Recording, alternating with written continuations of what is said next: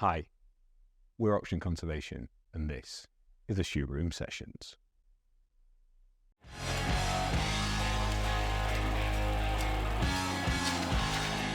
Good morning, James. Welcome to the Shoe Room. Thank you very much.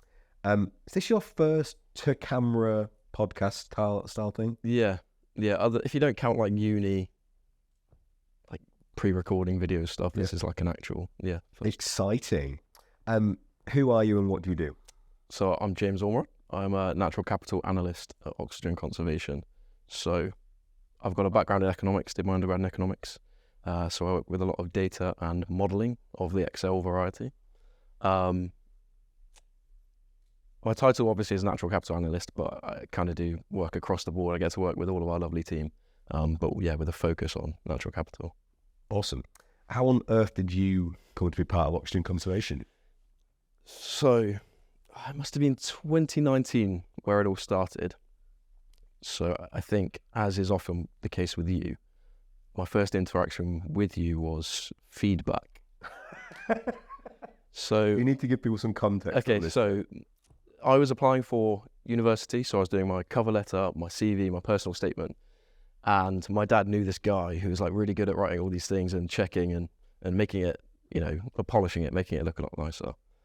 So I think he sent it off to yourself, and I got some feedback. Delicate, light touch. Yeah, really, really nice. I mean, it's probably all red. Similar to the feedback I get from Chris now. All my work, change all of it. Really, really good though. That's a good thing, by the way. And so that was the start. Then the following summer, so I'd done a year at uni. So Birmingham economics, yep. First year. As is often the case, or I found, so going to uni, doing an economics degree in the business school, you walk in and everyone's like, I'm going to be an investment banker. Like, this is what's going to happen. It's banking, it's asset management, it's sometimes consultancy. And so that's kind of what I thought. I was like, yeah, going to be a banker, going to earn loads of money, going to work like 24 hours a day. It's going to be sweet. Went to like 2 or 3 banking talks and I was like, you know what? Don't want to be an investment banker. This sounds horrendous. What was it that sounded horrendous? So it was actually investment bankers coming in to talk to us and say, look, this is what I do. This is what investment banking is. And they all looked miserable, didn't sell it at all. They were like, yep, you're going to work really hard. Is it fun? No. What do you do? Sit at a desk all day? It's, crunch numbers sort of thing. And I was like, you're coming to a university to try and get people to come into investment banking. This is the upside. So I was quite quickly like, yeah, no. And then I can't remember how exactly, but I started talking to you again. And I think you offered me a bit of work experience at your the company you're at previously. Shout out to Sanctus. Hey guys. As well as that, I had expressed to you that I was looking at doing some consulting. So you put me in contact with our lovely head of people now, Andrew, who was also in Birmingham at the time. Yeah, he was working with WSP at the time. Yeah. So I went for a coffee with him and set up. I think it was going to be like an unofficial couple of weeks work experience there. As well as that, I'd set up another couple of weeks work experience with my old GCSE maths teacher doing some trading.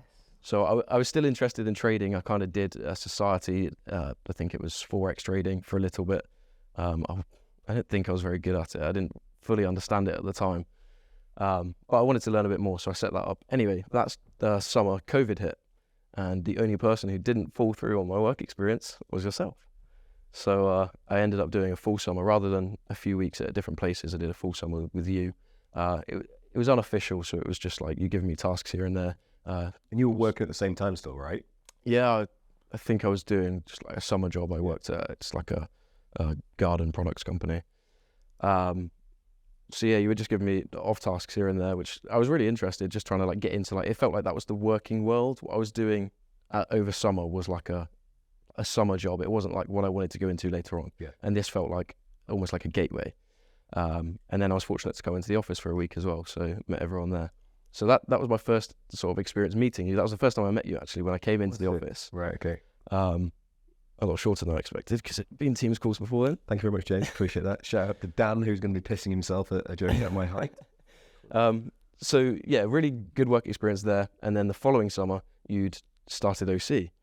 So And very much me and Dan at this point. You and Dan, Yeah. like literally right at the start. And same thing, you said, do you want to come do some work experience? I was like, yeah, I'd love to. Again, unofficial, because, it's so early on, you can offer me anything proper, like internship-wise.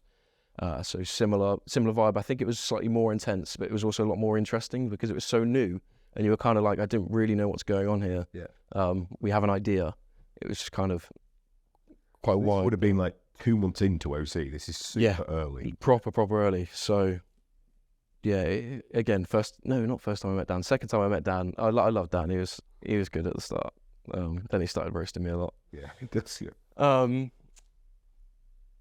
So yeah, another really successful summer working for you. Following summer, I think the team's now 6 to 8 people. That sounds about right. Yeah. And you offered me an official internship, so a paid internship, which I was delighted to accept, of course. And again, I think I worked hard enough to be invited back after I decided to leave and do a master's. So just on that, you left to do a master's. One thing that stood out with the team. So at this point, I think you were working more closely with other members of the team than me. Yep. And Katie tells a story about how you came in to have lunch with her at Oxygen House, and you'd followed up on 2 other pieces of work of people who hadn't got back to you during your internship after you'd gone. Yeah. And she was just like, oh my God, that is the commitment we need to see from everyone. So she loved that. Yeah. If you get the stamp of approval from Katie, it's all Exactly, yeah. Although I did kind of taint that a little bit when I came back, didn't I? Yeah, you did. We won't go into that. We will. Yeah, we will. James was cocky to Katie, so spent 2 weeks straight doing modelling that Katie made him do. Yeah, it was we had a really good time in, I'm not going to be able to pronounce it. Vendem-Plassen. Sorry, Derek. Yeah, there. And, we had a really good day. We were having a lovely team dinner in the evening. Everyone had a couple of drinks and we were joking around. You got a bit and cocky, then didn't you? I thought we were still joking around, and Katie made a comment, and I thought it was like a sarcastic comment. So I responded very sarcastically, and I paid the price for that. You did, yeah. Yeah. Great piece of modelling work on the back of it, though. Yeah. Thanks, James. Yeah, Appreciate it that. was really fun. Okay, so first internship, and then you decided to do what? So I left to do a master's in management at Exeter University. So it's quite hard to justify why I did it.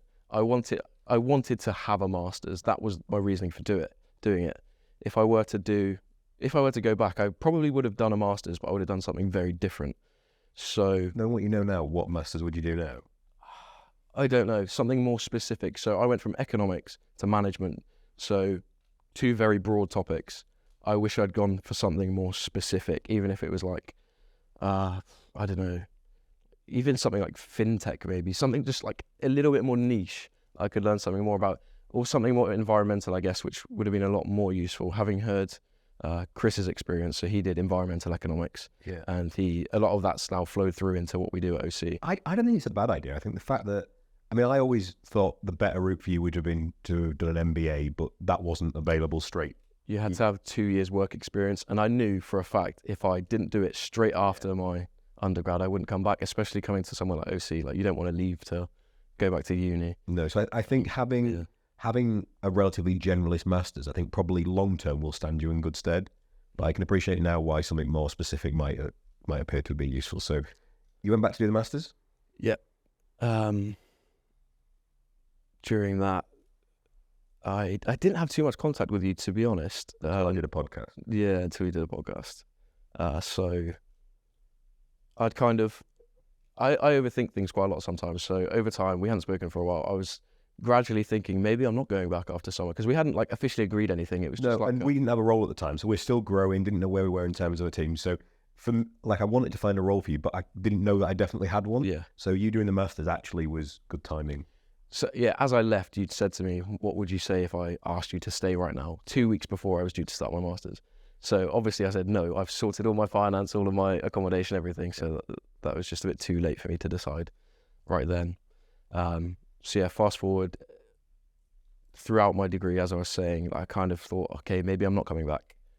Not like for any particular reason, just because I hadn't spoken to you. I didn't want to hold on to that idea if it wasn't there. And you appeared on a podcast and sent me a link. And in this podcast, I can't remember the exact phrasing, was it, you can learn more from YouTube than any master's degree on offer? I was being somewhat disparaging about master's programs being a bit out of date. Yes. Yeah. Then I got a call from you saying, was that aimed at me? Yeah. Might be, just yeah. Directed at me. And then from that, I asked you to do something to kind of help my cohort understand a bit more about what you do. and what goes on here. But uni's really slow and weird. And like, I offered this to the senior lecturer at the time, and she was kind of like, yeah. But I also, you then followed up and said, okay, I'll come in and do something like in front of a live audience. And then I knew that the audience would be tiny because people at uni, like a lot of people don't care enough to come to these extracurricular things. And I thought, if you come in and it's just me and two other people, I'd be really embarrassed. Yeah, because I would have done it for you. Yeah. Yeah. So then I can't remember exactly when we then had a follow-up conversation, but you offered me a full-time. But at that point, Chris had come in, our director of natural capital, and the volume and sheer quantity of work him and Lara were producing, there was that perfect fit that could align you, your work ethic, your interest with the most amazing role model and mentor moving forward. So let's touch on that a bit. What's it like working with Chris on a day-to-day basis? It's incredible.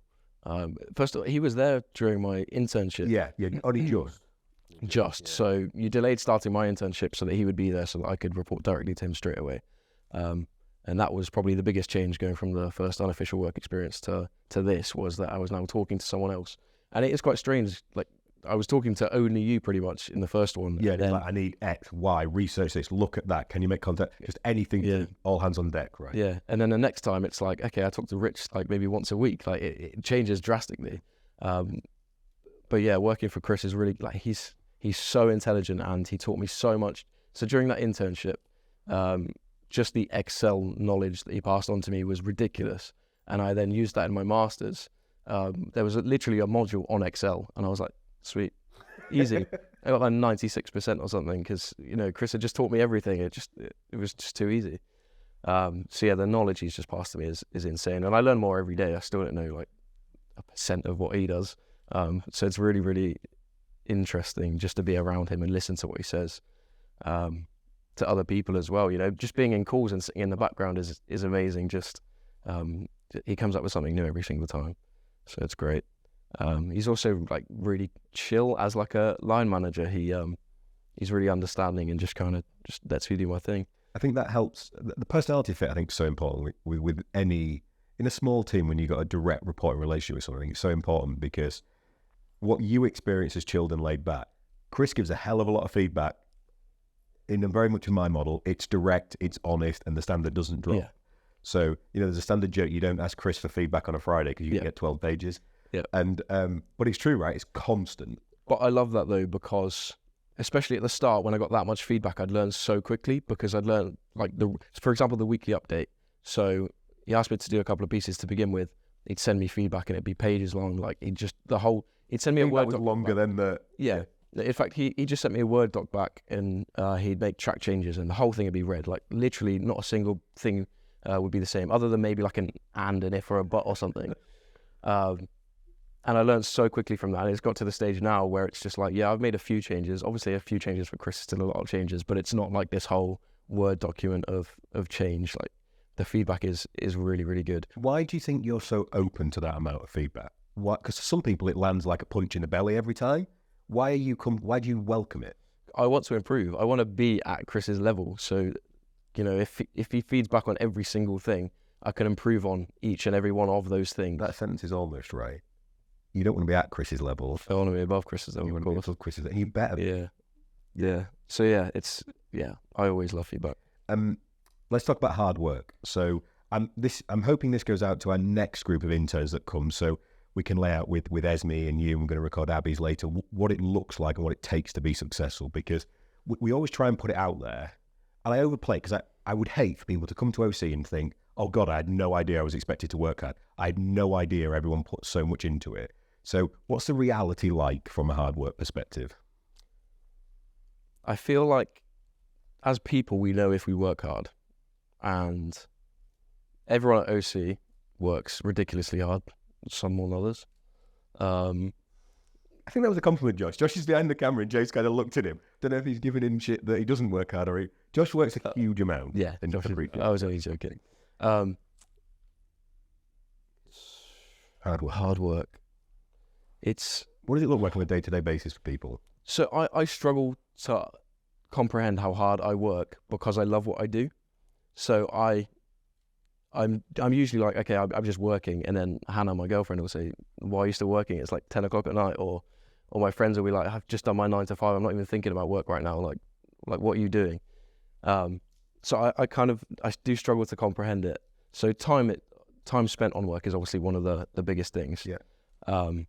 Like it's not a 9 to 5. It's a constant, process of learning, of communicating with the team, and there was a good example the other night, I think. So we're working on a really exciting piece of work at the minute, the models workflow throughout what everyone does that you're building, which is great.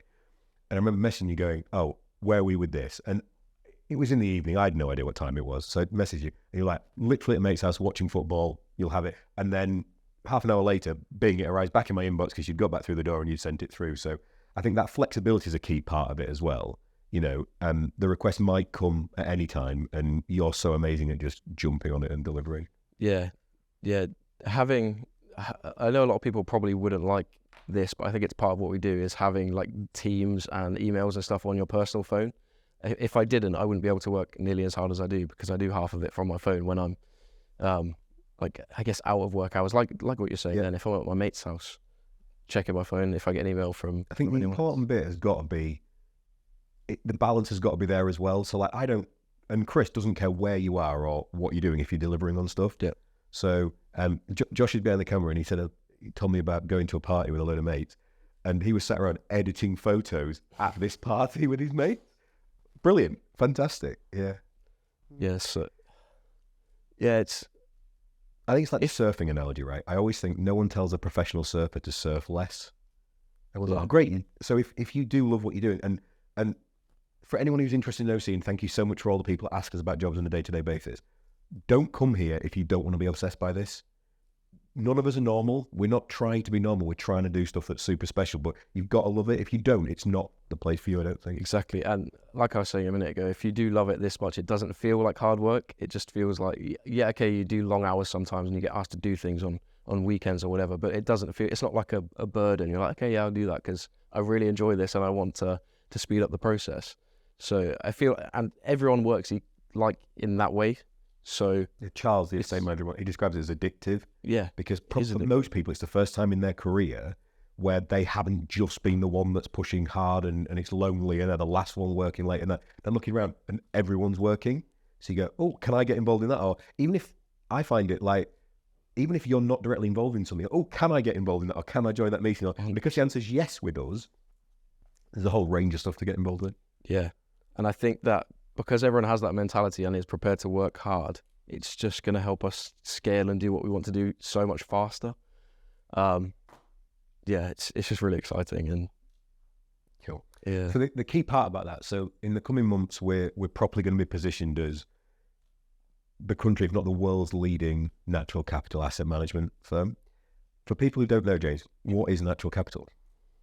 Natural capital is essentially making nature a commodity. It's like generally, I'd say natural capital is the stock of assets through which individuals, banks, businesses can fight against climate change. Whether that's for the right reasons or the wrong reasons, like I don't know. It's different for everyone. But that's like the flow of money to help fight against climate change is through natural capital. So it's woodland creation, peatland restoration, biodiversity net gain, all that sort of jazz. That's like the general view I'd give it. For an OC perspective, I'd say it's probably like at the heart of what we do. So from a couple of different perspectives as well. So first of all, it's how we scale conservation. So woodland creation, not just any old woodlands as well, enhancing their biodiversity through planting native broadleaf woodlands, right trees, right places, all that sort of good stuff, as well as the sequestering of carbon. Same for peatland restoration and biodiversity net gain. It's all enhancing the biodiversity and quality of our sites, I'd say. We are restoring sites as well as creating financial returns, I guess. And that's first, right? Yeah, that's first. Conservation first. And the reason why I'd say it's at the heart of what we do is because it sort of pumps the money through OC as well. So that's the natural capital is where we're going to get a lot of our revenue from and be able to then pump that into, buying new sites or planting more trees elsewhere, scaling conservation further, because we can generate financial returns from doing so. There's so much money flowing literally to do bad in the world. You just have to see the government announcing massive additional funding. There was an announcement last week, somewhere in the region of 10 billion extra funding for Rosebank oil fields and 500 million for environmental projects. Who sat there announcing that going, got it, got the comms line, this is it, put that out there. It's just, it's literally like setting fire to someone's house and handing them a bucket of water. Okay, it's great, we've got this covered, don't you worry, you've got a backup plan. Just awful. In terms of natural capital, what are you most excited about the future? What in the next year, 2 years do you think we'll see in the natural capital economy?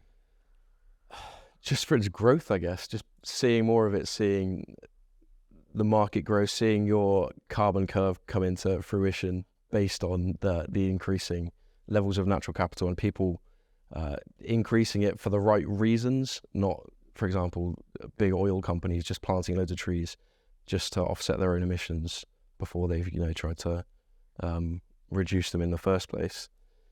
For OC as well, just, planting so many trees. This is kind of going to be a bit of a cheat for your last question that you normally ask about scaling conservation. But I'm really excited, and I really hope we can see this, that we scale conservation to the extent where we can start seeing little dents in like global figures of like carbon sequestration levels or climate change mitigation, like the curve slightly like dropping off because we've done enough to make that change. I'm not going to see this, but you and the other early career professionals you've got a chance of seeing Bear Hill to fully mature woodland and forest on estates that we own. It's incredible, isn't it? I mean, that is incredible. It's also slightly depressing because that's the first time I've realised I'm not going to see those woodlands before you guys put me out to pasture and replace me. Like, wow, okay. And I hope you do. Yeah, sail a bit.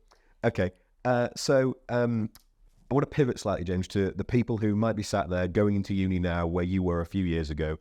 If they want a career in the environment sector, what advice would you give them to go about making it happen? Get busy living or get busy dying. So by that, I mean, if you really want to get into the sector, but you haven't had the opportunity, you haven't found the right roles, you haven't gotten through the processes far enough, I've had the privilege recently of looking at a lot of the applications and CVs of individuals, and the ones that stand out are those that have gone to Japan to monitor bear levels in local communities, or walked across countries to just because they want to interact with the natural environment of that country, or swimming with orcas in Norway. Like these amazing. Someone did last week. Yeah, someone did that last week. Just like these incredible things that are related to the roles, but they don't have to be like a job, showing that you really do care about the natural world and natural capital and all these sorts of things. Like even if it is a holiday, like I love that. That those are the best things. I always read CV end first. Yes, that's the interest to me. Do I want to talk to this person about what they're doing? Because we're so fortunate with the position we're from a talent perspective. We're only able to hire 1% of the people that apply to our roles anyway. So they've all got amazing qualifications and backgrounds. So yes, have those. That's super important. But stand out and be unique and different. So yeah, get busy living. Just do what you love and just have an awesome time. And if you're excited about it as well, that's like, it's so much more interesting having a conversation with somebody who's like, yeah, I just did this awesome thing, and it's related to what we do as well. And yeah, I'd say that's probably the biggest thing. I wasn't like directly involved in the sector before I met you anyway, so I don't really have any advice on how to get into it, other than my situation was definitely a who you know rather than what you know. I think that's true of everyone in so many ways, though. So you might, like, I had no connections coming out of uni at all, and I reached out and applied for tons of jobs and met an amazing recruiter who kindly helped me. And that was the same, and I made a sort of emotional deal myself that when anyone else reach out and ask that question, I'll try and help if I've got capacity. The growth of this podcast, and Elle's in the room now, thank you for growing the podcast, Elle, but not thank you for the amount of requests I now get to do that said help. So at some point I'm going to have to, well, in fact I've started, so I'll always reply, but sometimes I'll ask someone like you to speak to an applicant who can offer advice that I just can't get to them all at the moment. But I think everyone knows somebody. You maybe haven't got a connection directly into the industry you want, But if you know someone and you say, can I help, or could you advise about, people like helping other people. So talk to lots of people, reach out and ask for help. And you might be 3 conversations away from someone.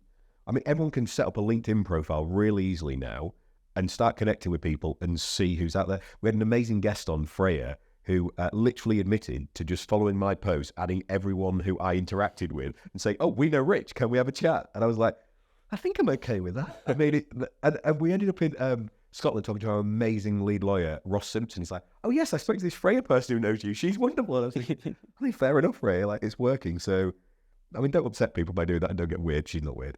But yeah, reach out there and try and say hello to people. 100%. That is what they taught us to do at uni as well. You know, I can't remember the figure. There's like 75% of jobs aren't actually advertised or something like that. They're all like, you have to go out and find them. Bang on a lot of doors and get a lot of no's. James, that's all the time we have. What an awesome first podcast for you. Thank you. We are uber delighted to have you as part of the team, and I have no doubt at all in the years to come when me and Chris get put out to pasture, you will achieve far more than we ever have. And if you don't, that's our fault for not coaching you enough. So thank you for being on the shoot room. Thank you for having me. Bye, guys.